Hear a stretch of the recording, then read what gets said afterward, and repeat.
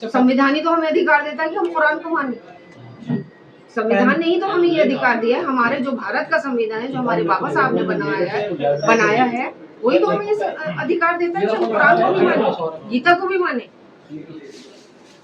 Bible को भी माने। तो सब धर्म संभाव, बिल्कुल सब धर्म संभाव में मैं भी बिलीव करती हूँ और सबको बिलीव करना चाहिए। और संविधान में हमारे कोई कमी नहीं है, वही हमें इतने बड़े बड़े हमारे राइट्स देते हैं, बस हमें राइट्स का पता नहीं है। वो पता हो तो आज इतना ज्यादा जो गलत बातें हो रही हैं हमारे देश में वो ना। ऐसी बात नहीं है, सोच बदलिए, सब ठीक। ना दहेज लेंगे, वो चाहे वो सिलाई कढ़ाई हो या बुनाई हो, या मतलब यह है कि चाहे वो शिक्षा के साथ कमाए या हुनर के साथ कमाए, पहले उन्हें अपने पैरों पर खड़ा होने दीजिए। और शिक्षा उन्हें अधिकार देगी कि वो अपने जो हमें संविधान से अधिकार मिले हैं एज ए ह्यूमन बीइंग ही सही, सिर्फ महिला नहीं, मैं सोचती हूँ हर एक को सम्मान से जीने का अधिकार है, चाहे वो पुरुष हो या महिला है। लेकिन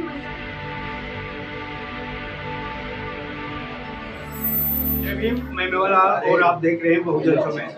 साथियों, आज बहुत मुझे सौभाग्य है कि आज मदन लाल राज ने एक किताब का लोकार्पण किया है जिसका नाम है गिरगिट।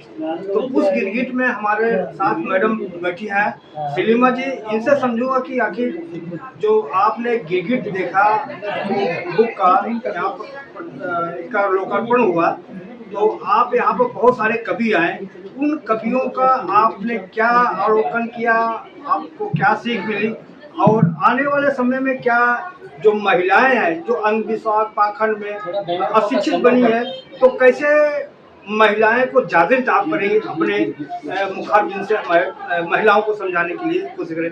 मैडम, आप यहाँ आज एक कवि सम्मेलन में आप आई थी जिसका उद्घाटन था, गिरगिट नाम से बुक था।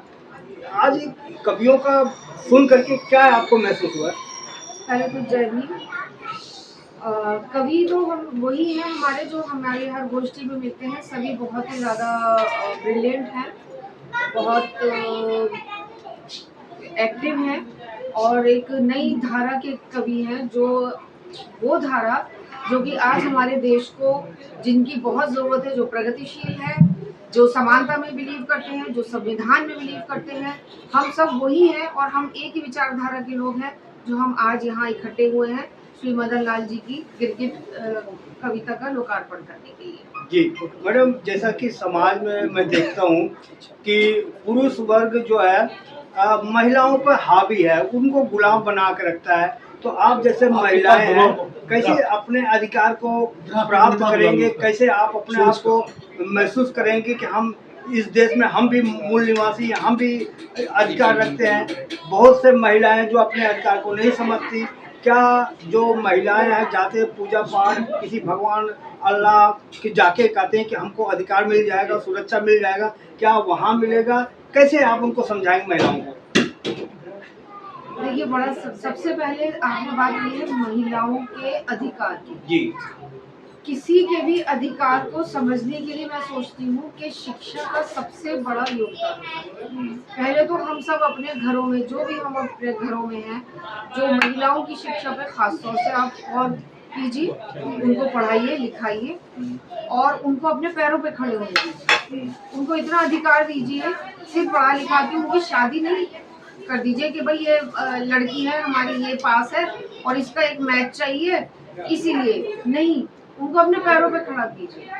चाहे उनको कुछ ही हुनर हो, चाहे वो सिलाई कढ़ाई हो या बुनाई हो, या मतलब यह है कि चाहे वो शिक्षा के साथ कमाए या हुनर के साथ कमाए, पहले उन्हें अपने पैरों पे खड़ा होने दीजिए। और शिक्षा उन्हें अधिकार देगी कि वो अपने जो हमें संविधान से अधिकार मिले हैं एज ए ह्यूमन बीइंग ही सही, सिर्फ महिला नहीं, मैं सोचती हूँ हर एक को सम्मान से जीने का अधिकार है, चाहे वो पुरुष हो या महिला हो। लेकिन महिलाएं क्योंकि हजारों साल से उन्हें दबाया जा रहा है, हमारे समाज ने उनको दबा के रखा हुआ है अपने हितों को। एक पुरुष प्रधान समाज को जरूरी है कि वो महिलाओं को सुरक्षा में पाले, उन्हें अधिकारों से उनके वंचित करे। तो हर महिला को मैं सोचती हूँ कि पैरों पे खड़ा होना चाहिए पहले, और दूसरे अपने अधिकारों का उन्हें पता होना चाहिए। कभी पिछड़ी नहीं जाएंगी जब उन्हें अपने अधिकार पता होंगे, संविधान द्वारा जो हमें दिए गए हैं, तब वो अपने अधिकारों का उपयोग करेंगे। जी। समाज में अक्सर देखा जाता है जिस घर में परिवार में लड़कियां पैदा हो जाती है उस घर में मायूसी छा जाता है। सबका यही इच्छा होता है पहला लड़का हमारे घर में हो, लड़की ना हो। लड़की अगर हो गए तो घर में मायूसी छा जाती है। तो यहाँ तक कि उसके माँ तो नहीं होती लेकिन उनके परिवार में जो होते हैं उनके मायूसी छा जाते हैं। उस मायूसी का कारण क्या है? मायूसी का वही पितृसत्तात्मक है समाज को, वो चलता है, वो पीढ़ी दर पीढ़ी। आपको एक पुरुष चाहिए जो कि वो जो पितृसत्तात्मकता है वो चीज उसको चलती रहे। आप उसको वहीं रोक दो ना। इसमें देखिए इस्लाम का, मैं उसकी बढ़ाई नहीं कर रही हूँ, लेकिन इस्लाम में बहुत इज्जत की जाती है महिलाओं की, बहुत ज्यादा। जब वो पैदा होती है तो कहते हैं कि हुजूर का सलाम आया। बहुत बड़ी बात है कि हुजूर का सलाम आया। मैं अगर पर्सनल कहूँ, मेरी 3 लड़कियां, मैं बहुत बहुत ज्यादा गौरवान्वित महसूस करती हूँ। कभी मुझे मायूसी क्या, मेरे घर वालों को कभी नहीं हुई। हमारे यहाँ ढोल जितनी पहली बार बजे थे उससे दूसरे तीसरी लड़की। क्या ये कारण नहीं है कि जो मायूसी आती है उनको ये समाज के होता है कि लड़की पैदा तो हमको दहेज देना पड़ेगा, जब लड़की विदा होगी तो हमको दहेज देना पड़ेगा। क्यों बनाई है ये चीजें? क्यों बनाई तो है ये चीजें जो खुद ही अपने ऊपर? आप किसको जिम्मेदार मानते हैं? समाज को मानती है या परिवार को मानती है या सरकार को मानती है? समाज को ही। सरकार बेचारी क्या करेगी जब एक इकाई में, जो घर की इकाई है, उन्होंने अपना जो खांचा है वो ऐसे ही बना लिया। क्यों मायूसी होती है बेटी के पैदा होने? क्योंकि उन्हें यही होता है कि एक दिन दहेज लेके और इस घर से बाहर चली जाएगी। आपको दहेज इतना हवा क्यों बना रहे हैं आप? दहेज देइए नहीं, न लेंगे। तो लड़की की कमी है कि लड़के के परिवार का कमी है? किसका काम? दोनों की कमी है ना। वो भी तो जब इसलिए मायूस होते हैं ना, वो लड़की जब पैदा हुई इसीलिए तो मायूस होते हैं ना कि दहेज देना पड़ेगा। नहीं तो लड़की का माँ बाप भी तो कहते हैं हमारी लड़की को जितना हम दहेज देंगे उतना हमारी बेटी सुरक्षित रहेगी। गलत बात है, बिल्कुल गलत बात। लालच का कोई भी अंत नहीं होता। ऐसे ऐसे मैंने घर देखे हैं कि सब कुछ लेके भी लड़कियों को जला दिया जाता है।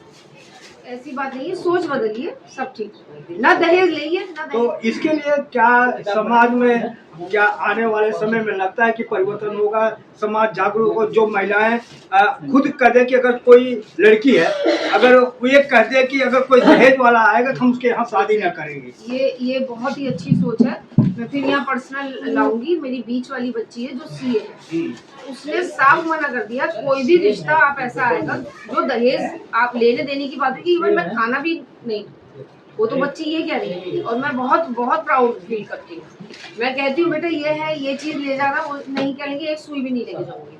जी, लास्ट सवाल से आपसे पूछ रहा हूँ, क्या समाज में जो दारू है, नशा है, अगर बाबा साहब ने इस बात को किया है कि अगर पत्नी, अगर उसका रिश्तेदार, उसका पति अगर पी के आता है तो सबसे पहला पत्नी का फर्ज है वो उसको उस दिन खाना न दे। क्या ये अधिकार औरतों को मिलना चाहिए? बिल्कुल नहीं देना चाहिए। खाना देना क्या, अगर रखा भी हो तो भी पड़ोस में बांट देना चाहिए। ना घर में खाना होगा ना वो खुद निकाल के खाए।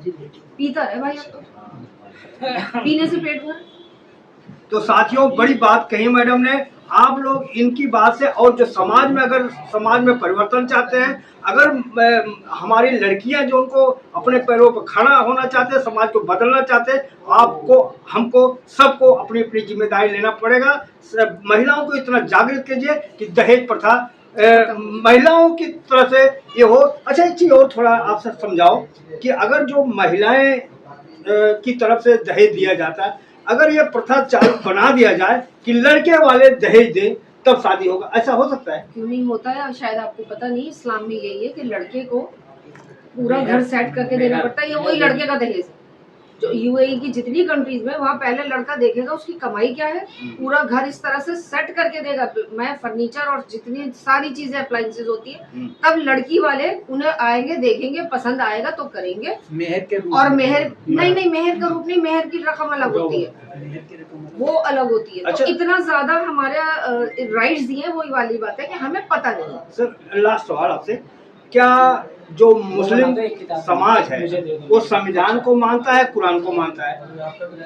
दोनों ही जानी तो हमें अधिकार देता है कि हम कुरान को माने। संविधान ने ही तो हमें ये अधिकार दिया है। हमारे जो भारत का संविधान है, जो हमारे बाबा साहब ने बनाया है, वही तो हमें ये अधिकार देता है कि हम कुरान को भी माने, गीता को भी माने। बाइबल को भी माने, तो सब धर्म बराबर है। संभाव, बिल्कुल सर्वधर्म संभाव में मैं भी बिलीव करती हूँ और सबको बिलीव करना चाहिए। और संविधान में हमारे कोई कमी नहीं है, वही हमें इतने बड़े बड़े हमारे राइट्स देते हैं, बस हमें राइट्स का पता नहीं है।